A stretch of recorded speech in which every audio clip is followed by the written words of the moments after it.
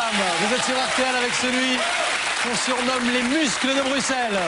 Alors quand on dit muscles, Jean-Claude, faut le dire vite, parce qu'on va être honnête, au départ vous êtes absolument pas gaulé pour devenir ce que vous êtes aujourd'hui. Hein. Voilà. Qu'est-ce qui fait qu'à un moment donné vous commencez à faire du karaté, en plus à une époque à laquelle c'est pas encore un sport très à la mode chez nous? Mais moi, j'ai grandi un peu avec les bandes dessinées, donc j'ai beaucoup rêvé. C'est pas le cinéma qui vous faisait rêver à l'époque, hein, Si, toujours le cinéma. C'est Bruce Lee quand même, c'est tout ça, c'est l'imagerie de votre enfance. Toutes les choses... Parce qu'il était une fois Jean-Claude Van Damme, c'est aussi et avant toute chose l'histoire d'une métamorphose.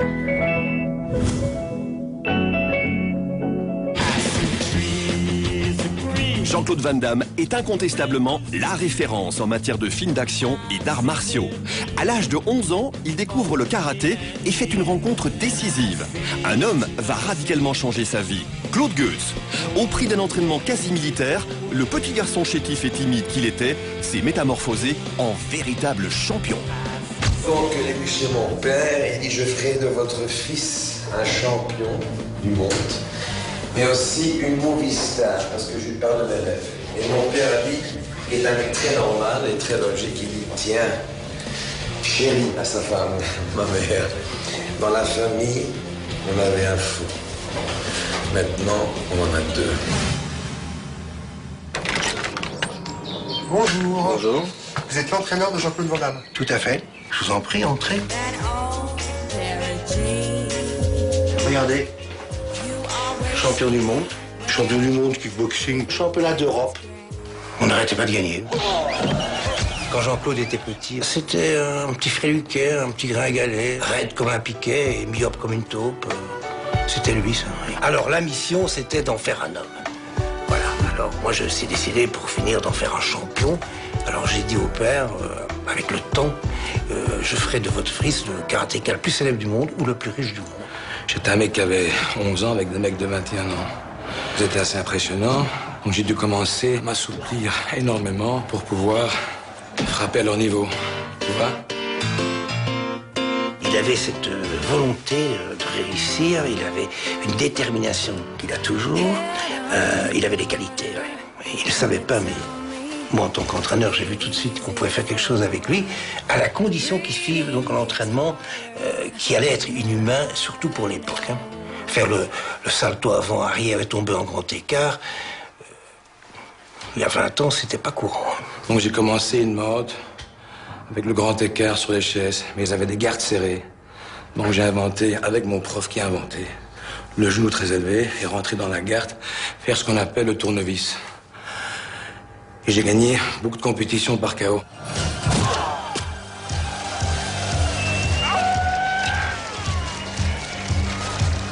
Il frappe d'une manière incroyable, il va à une vitesse folle.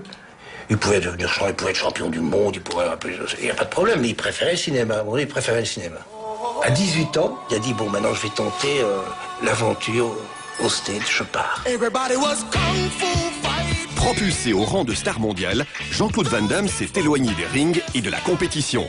Mais le sport reste envers et contre tout le moteur de sa vie. Aujourd'hui, à près de 50 ans, il continue à soulever de la fonte pour garder la forme. Les genoux encaissent, les hanches, elles encaissent. Tout ce qui est ossature des genoux, tout ça, ça encaisse. Alors, malgré ton âge canonique, 49 ans... Ça va. 39. Ouais. 39. 40. 39. 39. Cheveux gris, mais bon... Est-ce que ça a de l'importance? Pour moi, ouais. Là, je me sens bien. Là, j'ai envie de allez, de me réveiller, toi. Ouais, bon. Alors maintenant, qu'est-ce qu'on fait? On a fait ça. Un peu d'abdominaux, puis on fait un peu de cardio. Toute sa vie, Jean-Claude s'est toujours battu pour atteindre ses objectifs. Où qu'il soit dans le monde, il ne ménage jamais ses articulations afin d'entretenir son corps d'athlète.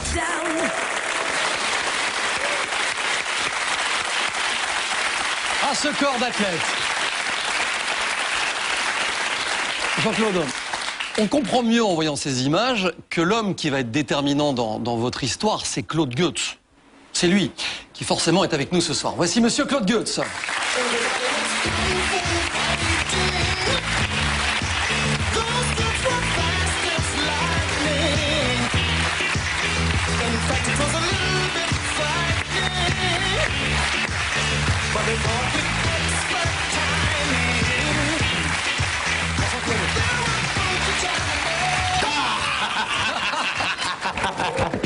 Quoi? Et toi? J'aime bien votre manière de vous dire bonjour. Ouais, c'est super. Oui, c'est un peu spécial. Il y a une méthode Claude Goetz à l'époque. On voit sur ces images, c'est un truc de fou. Vous comprenez très rapidement, Jean-Claude, que ça va être tout sauf des vacances avec monsieur. C'est le minimum pour être champion du monde. Hein. Un salto avant, arrière, grand écart de face. Non, mais c'est parce que j'ai 2 ou entendu- 3 fois son poids de corps. Tous les athlètes devraient faire Mais ça. c'est parce que j'ai entendu des trucs hallucinants. J'ai entendu parler de la technique du berger allemand. Alors ça, je voudrais que vous m'expliquiez, parce qu'on ne sait pas à nous. Oui, mais le berger allemand, c'était mon chien Shirai, qui me servait d'assistant. Et quand j'étais un peu fatigué de courir derrière Jean-Claude, c'est mon chien qui courait derrière lui. Ah, c'est ça, voilà. C'est ça la méthode du berger allemand. Ouais, c'est Non, ça. ce qui s'est passé, j'ai couru de ma maison avenue Adolphe Beul, donc jusqu'à Rosières. J'étais crevé avec les kawaii et tout ça. Et alors, il me demande de mettre cette combination.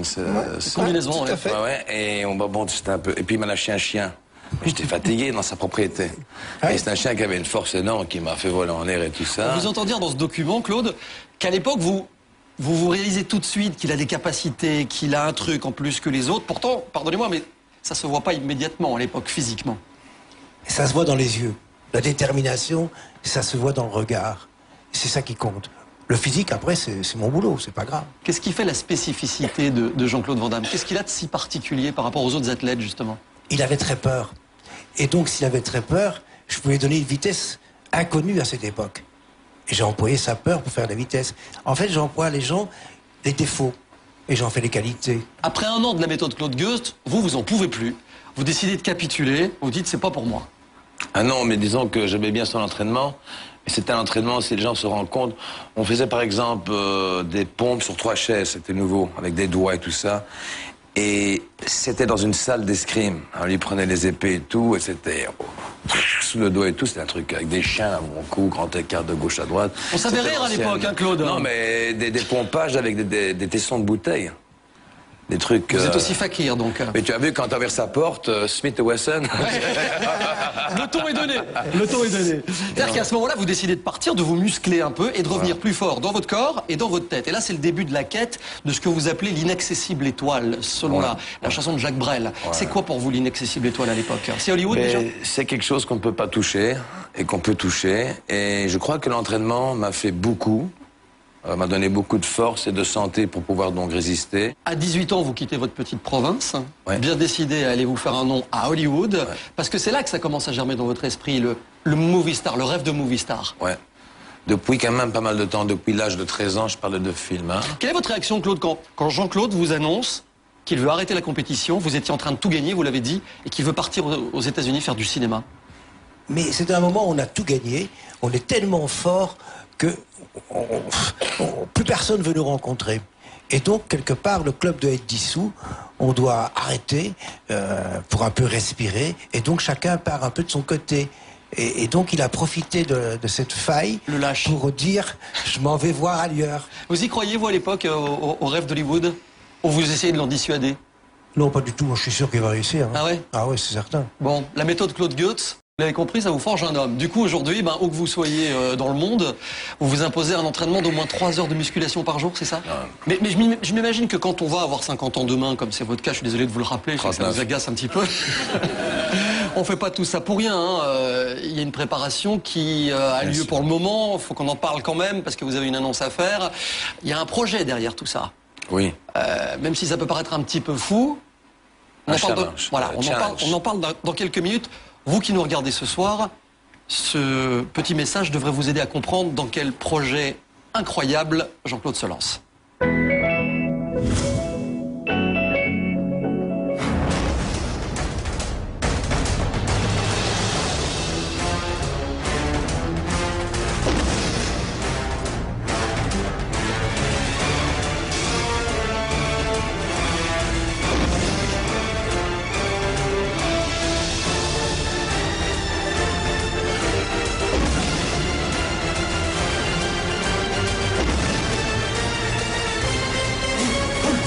Van Damme.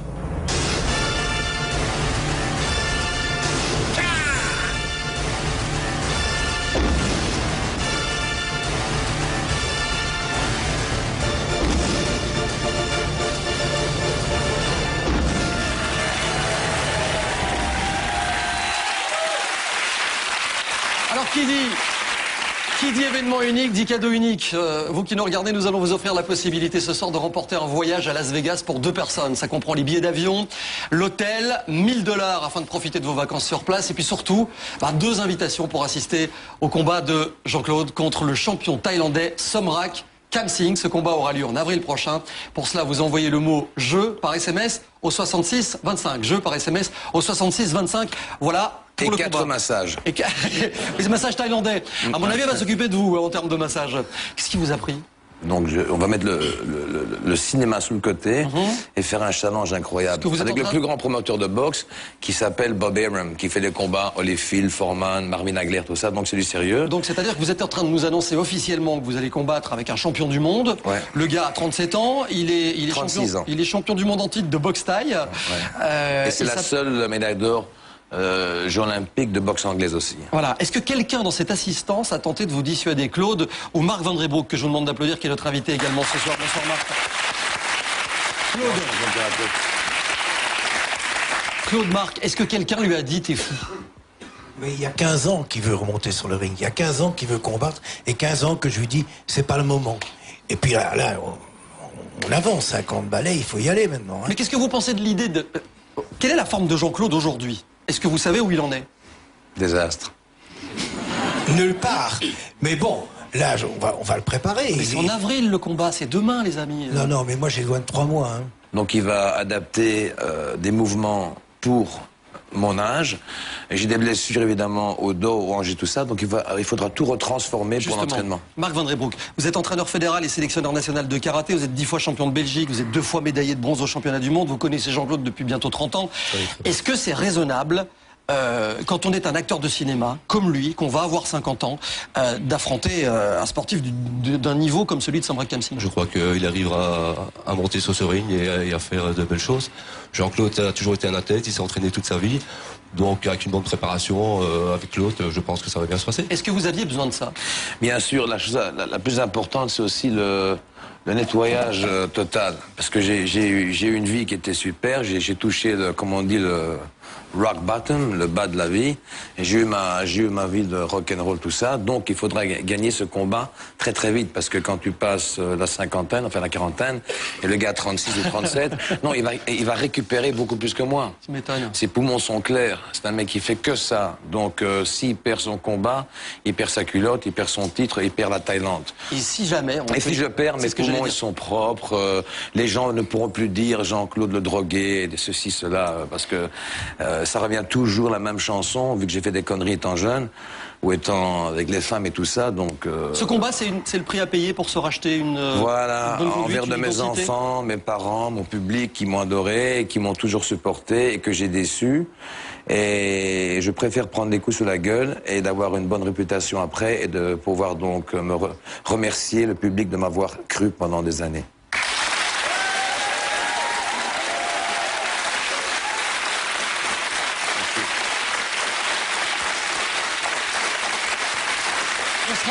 On sera là en tout cas à Las Vegas pour aller vous soutenir. Alors vous allez beaucoup vous entraîner dans les prochaines semaines et on s'est dit du coup avec notre équipe quand on a préparé cette émission que c'est pas parce que vous étiez en train de faire de la télé avec nous sur ce plateau ce soir qu'il fallait faire exception à la règle. Je vous explique. On va se déplacer et on va vous emmener vous aussi dans un studio annexe. Vous allez visiter un petit peu les coulisses de la chaîne. Au bout d'un couloir, ce qu'on appelle le studio 3 d'RTL que nous avons complètement transformé. Okay. Dans ce studio, une surprise vous attend. Je ne vous dis pas laquelle, mais je vous demande de me suivre.